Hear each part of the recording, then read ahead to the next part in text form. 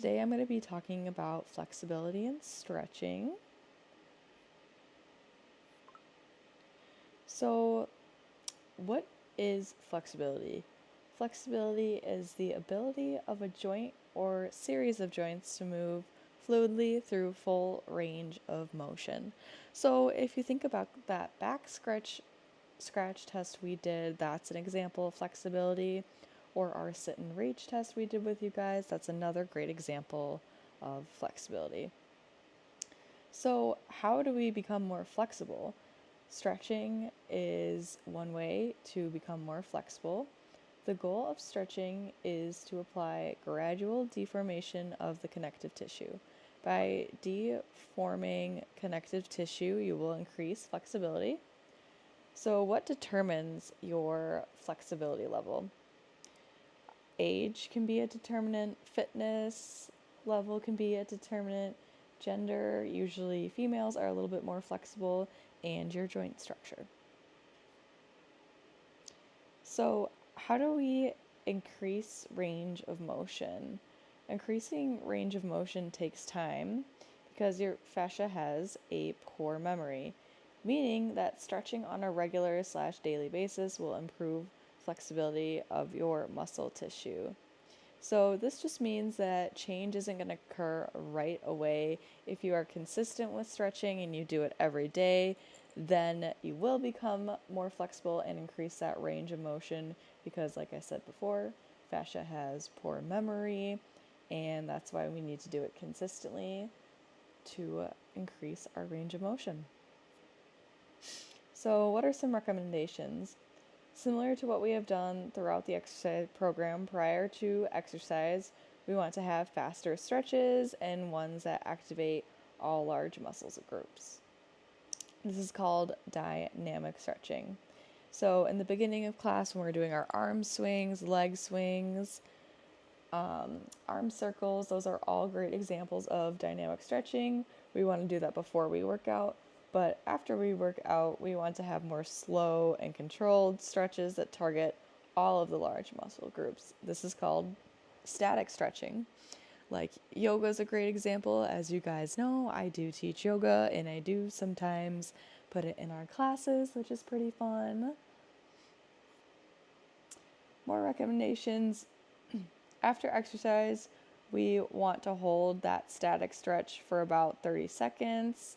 Anywhere from 10 to 30 seconds of holding that stretch is ideal. We also want to target the hip, the knee, and ankle mobility for most exercise programs. So at the end of our classes, we do target the hips, knees, and ankles. We do our little ankle circles, which is helpful. For lower back pain, I actually broke my back in high school, so I'm very familiar with this. Stretching your legs is extremely important, like your hamstrings. If you have tight hamstrings, tight calves, chances are your lower back pain will increase. Trust me, I can speak from experience there. It's also extremely important to move daily and avoid prolonged inactivity and sedentary behavior. It's important to move every day, whether that's going for a little walk or even just 15 minutes of moving is better than none. But the more sedentary behavior you have, which means sitting for long periods of time, the more low back pain you might have or stiffness in general. So, lower back flexibility is extremely important and crucial to daily living. You want to have lower back flexibility to do things like pick stuff up from the floor, just sitting up and down, moving in general. If you have poor low back flexibility, you will find it extremely hard just to move around on a daily basis. So let's learn how to be mindful when we do stretch our low back. Lower back flexibility is extremely important, but we also want to be aware of avoiding putting excess pressure on our spine. Our spine is split up into different sections. The sections we look at include cervical, thoracic, and lumbar. When participating in low back flexibility exercises, it is important that we keep the natural curve of our lumbar spine and we don't put excessive loads on them. So when we're exercising, we don't want to hyperextend the back. We don't want to bend so forward that we're also hurting the back. We want to keep a neutral spine. And you'll hear me say it when we exercise to engage the core, brace the core. Some different ways we can do that is with breathing exercises. So big inhale, fill up the chest. Exhale, pretend you're blowing through a straw and imagine that belly button coming in and out. So, what do we want to do stretching wise? What is okay? So, in the first picture, you can see this girl reaching down to touch her toes.